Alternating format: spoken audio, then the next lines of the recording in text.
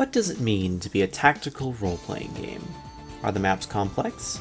Do the units have intricate builds? Do you try to make everything as complicated as possible? Or do we narrow our focus onto smaller elements that are easier to get right? When Kaga first created Fire Emblem, he called it a simulation game. The factors of individual units with stats, growths, and permanent death were all part of the core idea of following a small, named squad of units on their adventure through a continent-spanning war. He would later call the series an SRPG or TRPG, strategy or tactics being debated upon, but over time, Fire Emblem left Kaga's hands. He stepped into his own realm with what are lovingly referred to as the Kaga Sagas, and between those and modern Fire Emblem, there's been a clear difference, even if the games are running on very similar mechanical frameworks. Hello everybody, this is Mythril Zenith, and in today's video essay I'm going to argue that while both the Kaga Sagas and Fire Emblem are SRPGs, Fire Emblem has leaned far more into the RPG side of the acronym, while Kaga Sagas, represented here by Fire Saga, have solidified in the strategy and tactics side. So leave a like, sub to the channel, and let's get into it.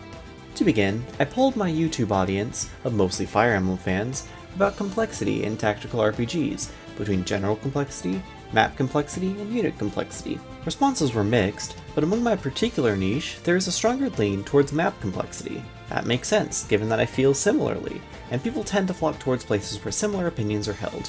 But I would take a step further and suggest that map complexity side is where tactical focus of tactical RPGs makes its camp, whereas unit complexity is more solidly on the RPG side of things.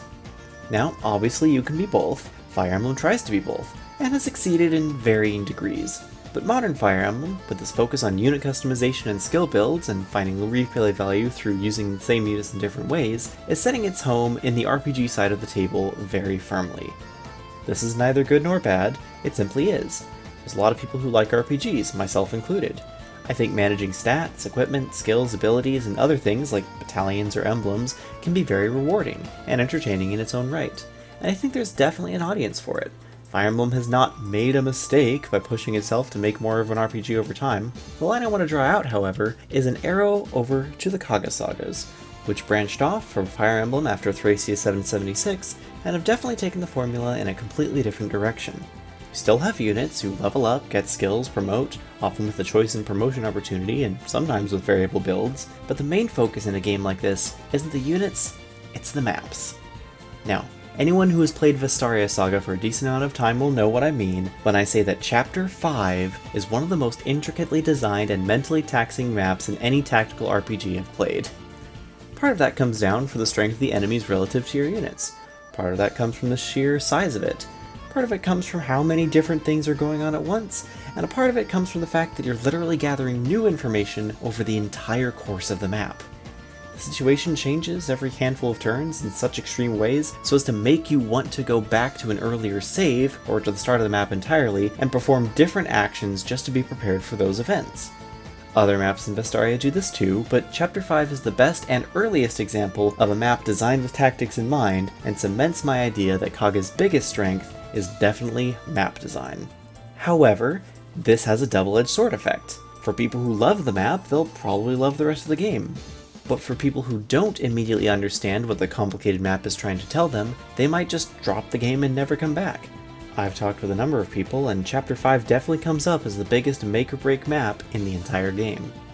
Meanwhile, back in Fire Emblem land, what games have had brutal tactical maps in recent releases? What maps are people still talking about that aren't just one-off gimmicks? Chapter 10 of Conquest? Valencia's Gambit back in Radiant Dawn? Battle Before Dawn and its failure-ridden attempt to create what is sadly so close to a tactical masterpiece but fails so hard that it deserves its own entire video breakdown? There really are not many maps that Fire Emblem fans talk about from a map-focused perspective. Instead, it's all about units.